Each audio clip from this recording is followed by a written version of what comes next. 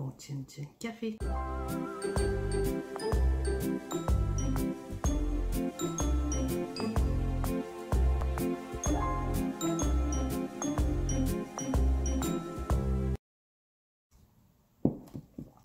Aujourd'hui, j'ai l'intention de vous parler un petit peu, de vous parler un peu d'un livre dont le nom c'est Le mystère de la croix de Pausuri. Je ne suis pas très certaine de la prononciation. C'est sur les traces de l'abbé Ursus de l'ordre de Sion et des Templiers de Calabre. Je vais vous parler un petit peu de l'auteur avant de commencer ma critique sur le livre. Naturellement, je vais suivre mes notes pour être certaine de rien oublier. Parce que même si c'est pas un livre très épais, il y a quand même, c'est beaucoup d'informations, encore une fois, très intéressant.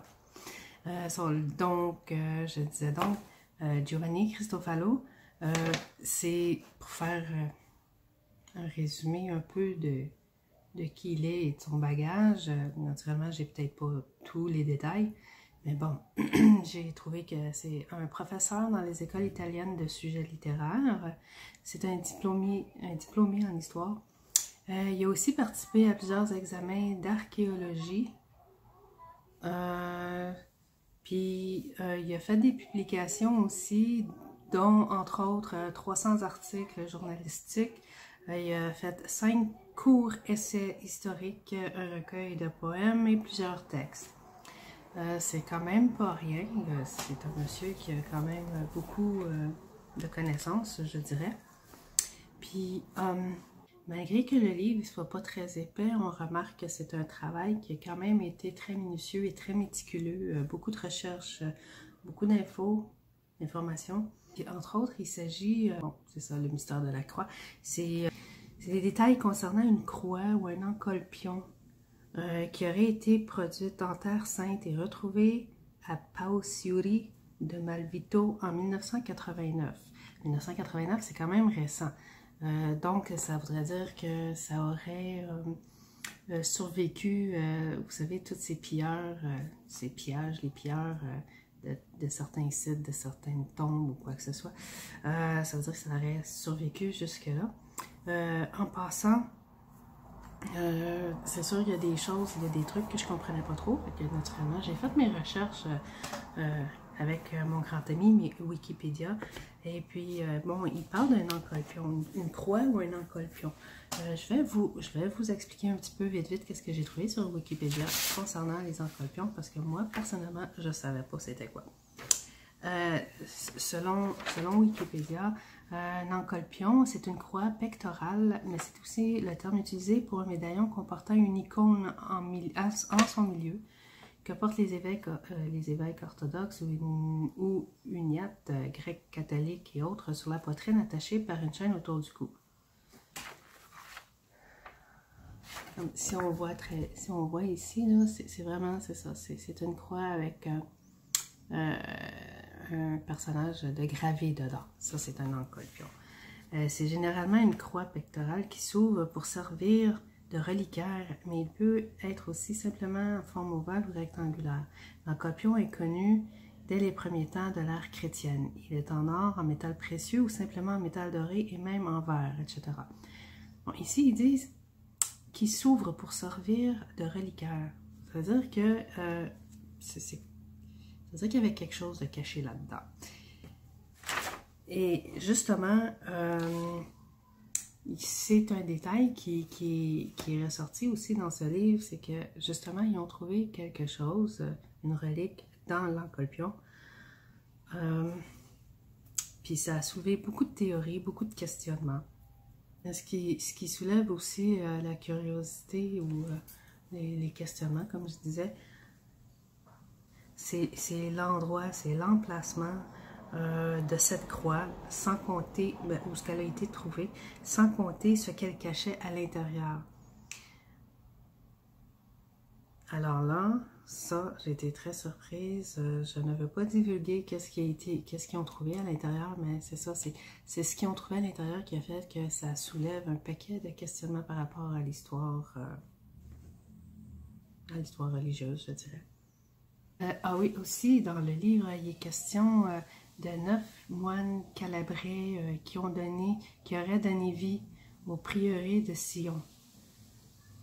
Encore là, ça, on était... S'il y en a qui ont certaines lectures qui ressemblent un peu à la mienne, tout ce qui a rapport à des symboles, les prieurés de Sion, tout ce qui est mystique de ce côté, de qu'est-ce qu'on nous cache et tout. Oui, on entend souvent parler de prieurés de Sion, par contre, ou les sionistes peut-être, là. Mais encore là, c'est comme, ah oui, je connais ça, j'ai lu ça, mais on ne sait pas exactement c'est quoi. Encore là, j'ai fait des recherches. Non, ce coup-là, c'est pas Wikipédia. Je suis tombée sur un site qui est supposément le site officiel des prieurés de Sion puis de l'ordre de la Rose-Croix Veritas. Eux autres, sur ce site, ils disent, mais je vais essayer de vous le traduire vite, avec certaines erreurs de traduction trop rapides. Ils disent que c'est un ordre de chevaliers initiatoire,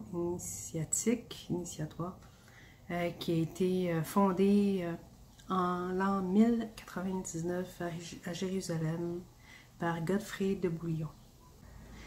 Ils disent qu'il a été enregistré la première fois en 1956 pour ensuite être dissous en 1993, mais qui a été de nouveau enregistré en 2015. Donc, les prieurés de Sion sont pas disparus, ils sont pas, la lignée continue. Okay, les prieurés de Sion sont caractérisés par la gnostique et les rose-croix. Bon, c'est sûr ici qu'ils disent que c'est pour l'évolution morale et spirituelle, le respect et l'harmonie avec les objectifs personnels de chacun, en chacun de nous, par la nature et l'expérience de vie et blablabla. Je mettrai le lien sous la vidéo sur YouTube pour ceux qui sont intéressés. Je ne sais pas s'il y a une traduction en français, mais bon. Alors, c'était ma petite parenthèse pour les prieurés de Sion. Donc, c'est ça, je disais donc qu'on parle aussi de 9 moines calabrais qui ont donné vie aux prieurés de Sion. Il y a des noms que j'ai trouvés dans ce livre du mystère de la croix ici, que j'ai trouvé, il y a des noms qui reviennent aussi dans les livres de Guy Boulian.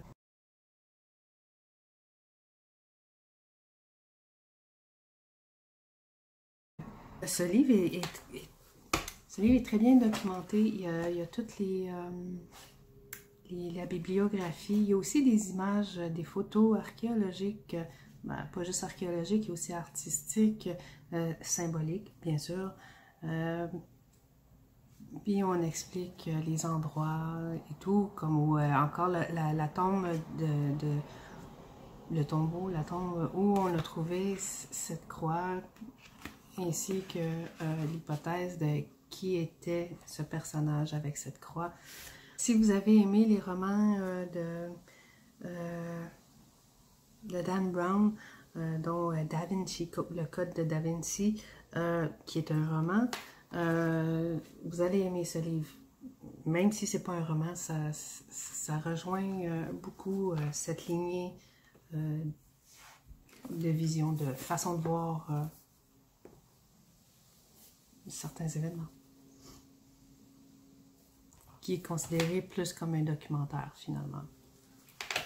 Mon opinion personnelle, il n'est pas du tout compliqué à suivre, il est très intéressant, très enrichissant, beaucoup, c'est une des choses encore une fois qu'on n'apprend pas en histoire à l'école. Donc, en résumé, c'est à lire, c'est vraiment intéressant.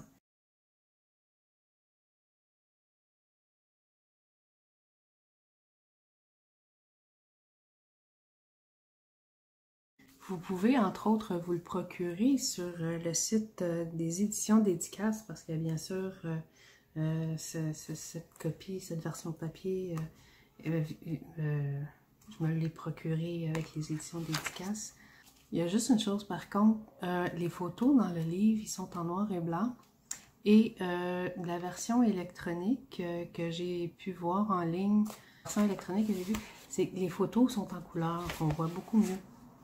On voit très bien en noir et blanc, mais ça ajoute la profondeur à la version électronique. Si vous avez aimé, gênez-vous pas de partager ou même vous procurer ce livre. Je laisserai les liens, comme je disais tantôt, sous la vidéo sur YouTube. Abonnez-vous à ma chaîne pour rien manquer, que ce soit mes critiques littéraires ou que ce soit aussi certaines entrevues que je peux faire parfois. Suivez-moi, mettez un pouce bleu, ça va me faire plaisir. Tchin tchin café.